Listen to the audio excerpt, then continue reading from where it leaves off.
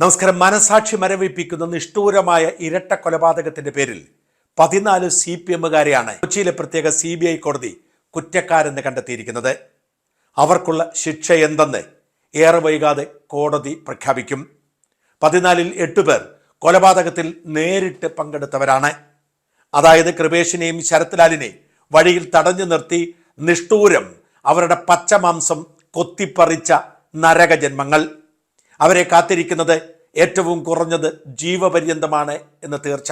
കൃപേഷിന്റെയും ശരത് ലാലിന്റെയും മാതാപിതാക്കൾ പൊട്ടിക്കരയുകയായിരുന്നു വാർത്ത കേട്ടപ്പോൾ. ഭാഗികമായി അവർക്ക് നീതി ലഭിച്ചിരിക്കുന്നു. 24 പേരിൽ 14 പേർ കുറ്റക്കാരാണ് എന്ന് തെളിയുമ്പോൾ അവർ ആഹ്ലാദിക്കാതിരിക്കുക എങ്ങനെ? ബാക്കി 10 പേർക്ക് കൂടി ശിക്ഷ വാങ്ങിക്കൊടുക്കണം എന്നാണ് അവരുടെ ആഗ്രഹം. കോൺഗ്രസ് പാർട്ടി അവർക്ക് വേണ്ടി ഹൈക്കോടതിയിൽ അപ്പീൽ പോകുമെന്ന് പറഞ്ഞിട്ടുണ്ട്. എന്നാൽ ശിക്ഷിച്ച 14 പേരെയും രക്ഷിക്കാൻ CPM നമ്മുടെ നികുതി പണമെടുത്ത് അപ്പീലിന് പോകുമെന്ന് തീർച്ച. കാരണം ഏതാണ്ട് 1 കോടിയിലേറെ രൂപയാണ് ഈ വൃത്തികെട്ട നരജന്മങ്ങളെ രക്ഷിക്കുന്നതിന് വേണ്ടി നമ്മുടെ ഖജനാവിലെ നികുതി പണമെടുത്ത് CPM ഭരിക്കുന്ന സർക്കാർ ചെലവാക്കിയത്. മനസാക്ഷി ലവലേശമില്ലാത്ത വർഗമായതുകൊണ്ട്, ചോരയിൽ കുതിർന്ന ഭക്ഷണം അവർക്ക് ഹരമായതുകൊണ്ടാണ് 22ഉം 19ഉം വയസ്സുള്ള 2 ചെറുപ്പക്കാരെ കൊത്തിപ്പറിച്ച് ആ മാംസം കഴിച്ച് ആനന്ദിക്കുന്ന ഈ നികൃഷ്ട ജന്മങ്ങൾ നമ്മുടെ നികുതി പണം എടുത്തുകൊണ്ട് ഹൈക്കോടതിയിലും സുപ്രീം കോടതിയിലുമൊക്കെ പോയി രഞ്ജിത് കുമാറിനെ പോലെയുള്ള വലിയ വക്കീലന്മാരെ ഇറക്കി അവരെ രക്ഷിക്കാൻ ശ്രമിച്ചത്. പക്ഷെ അവരുടെ ഒന്നും നീക്കം ഒരു പ്രയോജനവും ചെയ്തില്ല. ദൈവത്തിന്റെ കൈകൾ അതിശക്തമായിരുന്നു. പിണറായിയുടെ ചോരക്കൊതിക്ക് അറുതി വരുത്തിക്കൊണ്ട് 14 കാപാലികരെയും കോടതി കുറ്റക്കാരെന്ന് കണ്ടെത്തി ശിക്ഷിക്കാൻ വേണ്ടി തയ്യാറാവുന്നു. ശിക്ഷിക്കപ്പെട്ടവരിൽ ഏറ്റവും പ്രമുഖൻ CPMന്റെ MLA ആയിരുന്നു 1ലധികം തവണയെന്നോർക്കണം. ഈ കൊലപാതകം നടക്കുമ്പോൾ KV കുഞ്ഞിരാമൻ ഉദുമയുടെ MLA ആണ്. 2021ലാണ് അയാൾ മത്സരിക്കാതിരുന്നത്.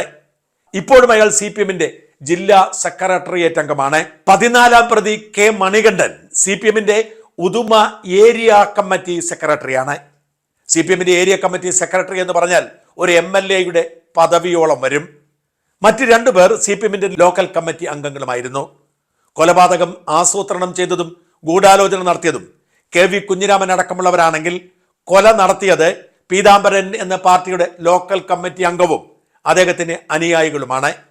പീതാംബരനെ കോൺഗ്രസുകാർ വഴിയിൽ വെച്ച് ഏതോ വിഷയത്തിൽ തടഞ്ഞു ചോദ്യം ചെയ്തതിന്റെ പക വീട്ടുന്നതിന് വേണ്ടിയാണ് 2 നിരപരാധികളായ കുട്ടികളെ നിഷ്ഠൂരം കൊന്നു തള്ളിയത്. അവർ 2 പേരും ഇത്ര ചെറുപ്പത്തിലെ പെരിയ പ്രദേശത്ത് വലിയ സ്വീകാര്യതയുള്ളവരായി മാറിയത് കൊണ്ട് തന്നെ നാളെ രാഹുൽ മാങ്കൂട്ടത്തിലോ ഷാഫി പറമ്പിലോ ആയി മാറാതിരിക്കാൻ, കൊന്നുകളയാൻ പാർട്ടി അവർക്ക് അനുമതി കൊടുക്കുകയായിരുന്നു. അതുകൊണ്ടാണ് പാർട്ടിയുടെ ഉയർന്ന നേതാവായ കുഞ്ഞിരാമൻ അടക്കമുള്ളവർ ഈ കൊലപാതകത്തിൽ പങ്കെടുത്തതും ഇപ്പോൾ ശിക്ഷിക്കപ്പെട്ടതും. കുറ്റക്കാരെന്ന് കോടതി കണ്ടെത്തിയപ്പോൾ കോടതിയിൽ നാടകീയമായ ഒരു സംഭവം ഉണ്ടായി. 15ാം പ്രതി സുരേന്ദ്രൻ കോടതിയിൽ പൊട്ടിക്കരഞ്ഞു.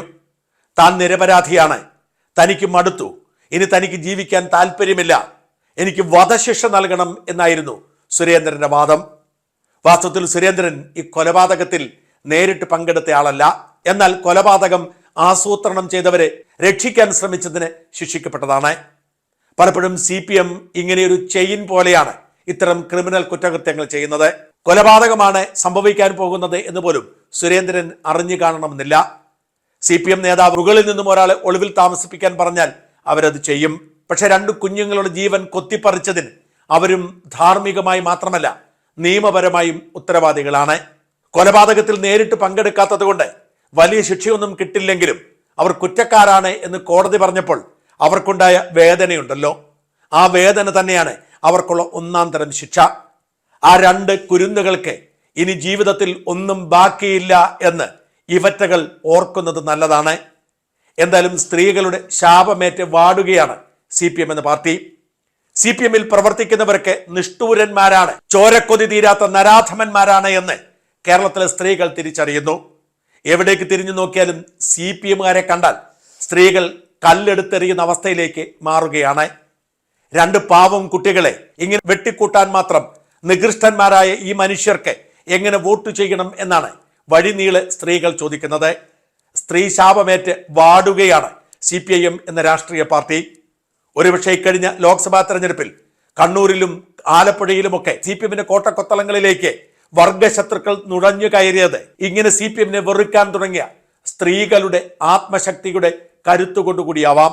കോടതിയിൽ കിടന്ന് പൊട്ടിക്കരഞ്ഞവരെ കുറിച്ച് 2 ഫേസ്ബുക്ക് പോസ്റ്റുകൾ കൂടി ഇതോടൊപ്പം വായിച്ചു കേൾക്കേണ്ടതുണ്ട്. കോടതിയിൽ കരഞ്ഞ് ജീവിക്കണേ എന്ന് വിളിച്ചു പറഞ്ഞ സുരേന്ദ്രനെ കുറിച്ച് കുറ്റ്യാടിക്കാരനായ ഷംസീർ എന്ന കോൺഗ്രസ് പ്രവർത്തകൻ ഇങ്ങനെ എഴുതുന്നു: ജീവിതം അവസാനിപ്പിക്കാൻ അനുവദിക്കണം, തൂക്കിക്കൊല്ലാൻ വിധിക്കണം ഒരു പ്രതി. 18 വയസ്സിൽ ജയിലിലായതാണ്, പട്ടാളക്കാരനാകാനായിരുന്നു ആഗ്രഹം, ജീവിതം നശിച്ചു മറ്റൊരു പ്രതി.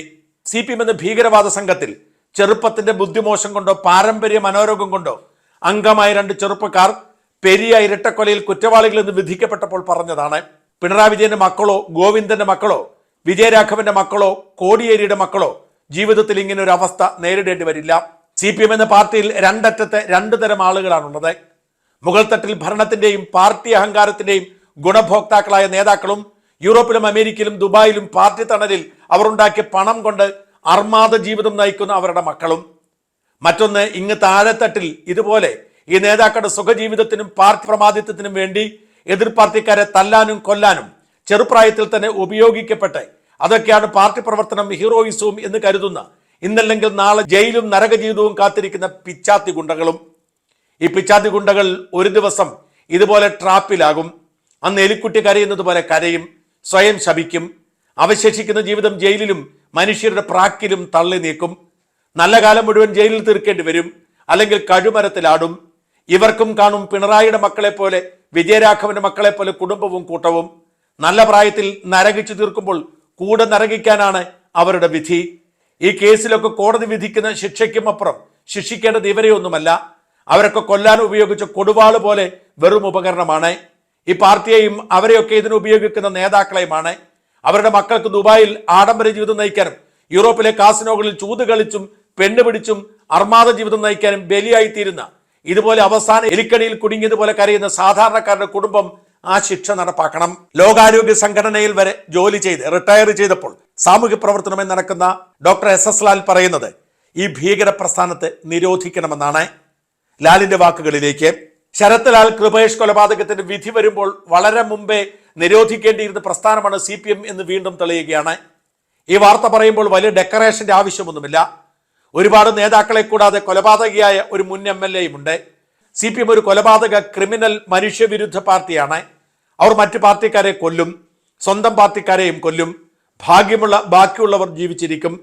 മനുഷ്യരെ കൊല്ലാനും ഭയപ്പെടുത്താൻ വേണ്ടിയാണ് ഈ പാർട്ടി പോഷക സംഘടനകളെ വെച്ചിരിക്കുന്നത്. പാർട്ടി ഗുണ്ടകളുടെ സഹായത്തോടെ SFI കേരളത്തിലെ സകല കോളേജുകളിലും KSUക്കാരെ ആക്രമിച്ച് നിർവീര്യമാക്കും. കവലകളിൽ DYFI ചെറുപ്പക്കാരെ ആക്രമിച്ചും ഭീഷണിപ്പെടുത്തിയും നിശബ്ദരാക്കും. സർക്കാർ ഓഫീസുകളിൽ സർവീസ് സംഘടനകളും ഇതേ മാതൃകയിലാണ് പ്രവർത്തിക്കുന്നത്. തൊഴിൽശാലകളിലും മറ്റു പ്രസ്ഥാനങ്ങളിലുമെല്ലാം ഈ വഴി തന്നെയാണ്. പാർട്ടി ബുദ്ധിജീവികൾ മാർക്സ്, എംഗൽസ്, ചെഗുവേര, കമ്മ്യൂണിസം എന്നൊക്കെ പ്രസംഗിക്കും. ഇതിന്റെ മറവിൽ സാധാരണ പാർട്ടി അടിമകളും ഗുണ്ടകളും സ്വന്തം പാർട്ടിക്കാരെയും അയൽവാസിയെയും സഹപാഠിയെയും കൊല്ലും.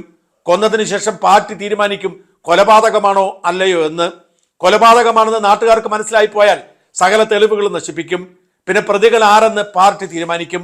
കൊല ചെയ്യപ്പെട്ടവരുടെ ബന്ധുക്കളും പാർട്ടിക്കാരും CBI അന്വേഷണം ആവശ്യപ്പെട്ടാൽ ഡൽഹിയിൽ പഞ്ചനക്ഷത്ര വക്കീലന്മാരെ കൊണ്ടുവന്ന് തൊഴിലാളി പാർട്ടിയെ CPM കേസ് വാദിക്കും. അതിനായി പൊതുജനത്തിന് നികുതി പണം ഉപയോഗിക്കും. ക്രിമിനലുകളുടെ സംരക്ഷണത്തിൽ കിട്ടുന്ന ഭരണത്തിന്റെ അപ്പകഷ്ണങ്ങൾക്ക് വേണ്ടി മാത്രം കുറെ സാഹിത്യ സാംസ്കാരിക നായകരുണ്ട്. CPMനെ പിണക്കാതെയും സോപ്പിട്ടും അവനവനുള്ള അവാർഡുകൾ ഉറപ്പിക്കുക മാത്രമാണ് ഈ നായകരുടെ ഏക ലക്ഷ്യം. കോൺഗ്രസ് ഭരണം വരുമ്പോൾ ചുവപ്പ് വസ്ത്രങ്ങൾ മാറ്റി അമ്മാവിന്റെയും അളിയന്റെയും പേര് പറഞ്ഞ് പിൻവാതിലുകളിലൂടെ മന്ത്രി ഓഫീസുകളിൽ കയറിയിറങ്ങി സർക്കാർ സമിതികളിൽ കയറിപ്പറ്റുന്ന നാണം കെട്ട ചില വിപ്ലവകാരികളെയും നേരിട്ടറിയാം. പേരുകൾ പറയുന്നില്ല എന്ന് മാത്രം. കേരളത്തിന്റെ രാഷ്ട്രീയത്തിന് സംസ്ഥാനം അർഹിക്കുന്ന നിലവാരം എത്താത്തതിന് കാരണം CPM ആണ്. കാമ്പസുകളിലും മറ്റു സ്ഥലങ്ങളിലും ഇതര പാർട്ടിക്കാരെ CPM അനുവദിക്കില്ല.